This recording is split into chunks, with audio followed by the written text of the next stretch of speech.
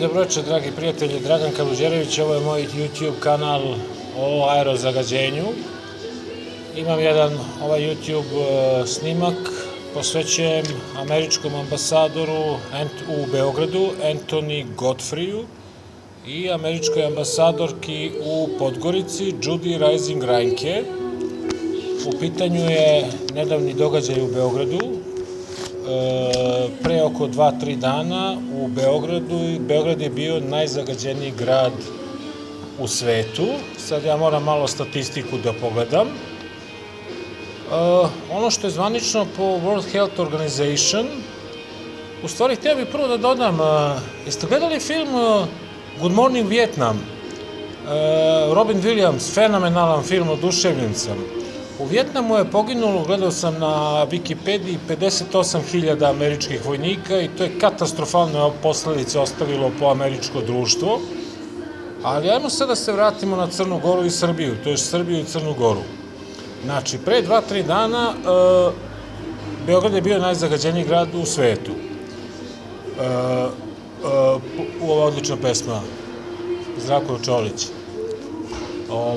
Po World Health Organization 6.500 ljudi godišnje umire u Srbiji, što je apsolutno netačno, i to, nažalost, ambasada u Beogradu s ambasadorom Anthony Godfreyem i ambasada u Podgorici sa ambasadorkom Judy Reising Reinke zna. Sad, na osnovu čega, ko sam ja da to tvrdim? Pa evo, vrlo prosto. Odete National Geographic, srbijansko izdanje, april 2021. i otvorite tamo negde sredinu, ne vidim tačno stranu, 50, 30, 31, 32,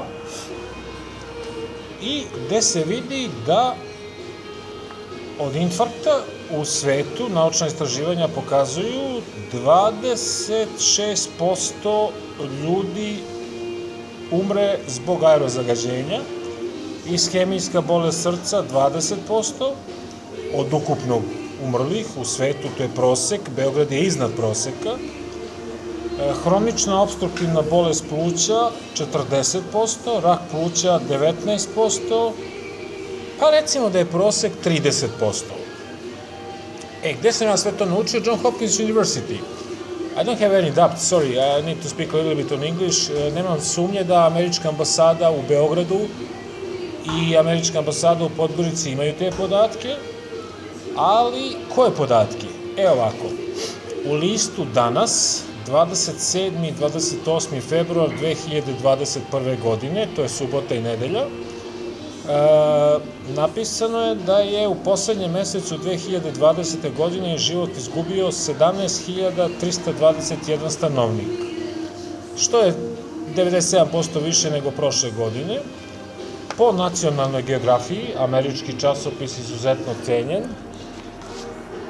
znači broj april 2021. godina, to je 30% umrlo od aerozagađenja, što znači da je otprilike 6.000 ljudi umrlo od aerozagađenja. Pa sad brojte, ako je u Vjetnamskom ratu poginulo 58.000 američkih vojnika, što je tragedija velika, naravno i vjetnamskih mnogo više, sve je to tragedija rat, ali je to ostavilo duboke posledice na američko društvo. A ja sam siguran da američka ambasada u Beogradu sa ambasadorom Anthony Godfreyem i američka ambasada u Podgorici sa Judy Reising Reinke ima pristup John Hopkins University podacima. Ja sam s John Hopkins University učio to. Platio svoj novcem 2018. godine. Znači ovako, još jednom, u listu Danas, 27. i 28. februar, u poslednjem mesecu 2020. godine umrlo je 17.321 stanovnik, 30% od toga je zbog vazduha, to je 6.000, pa eto, otprilike čista računica pokazuje da je to oko 30.000 ljudi godišnje. a znači američki i u Vjetnamu poginulo je 58.000 ljudi, znači to je zaista ekološka katastrofa. Šta sam još htio da vam kažem? Slike iz Beograda, nažalost, moja Hrvatska jedino prenosi i ono je kataklizma pre 3 dana. Našao sam ih index.hr, pogledajte malo, istražujte, zaista je žalosno. Ja ne mogu da shvatim zašto niko to ne reaguje, ni u novinama, ni jednim, ni drugim, to razumem, ali ni u američkoj, ni saopštenju američke ambasade. A da, američka ambasada u Sarajevu meri zagađenje vazduha u Sarajevu, u Podgorici i Beogradu ne. A zašto pomenjem Podgoricu? Zato što je bilo katastrofalno aerozagađenje zbog forest fires, šumskih požara. Gde to možete vidite? Sa američkih satelita. Pogledajte moj YouTube kanal i bit će vam sve jasno. Eto, nadam se, uskoro spremamo demonstracije male, mirne naravno, ispred američke ambasade.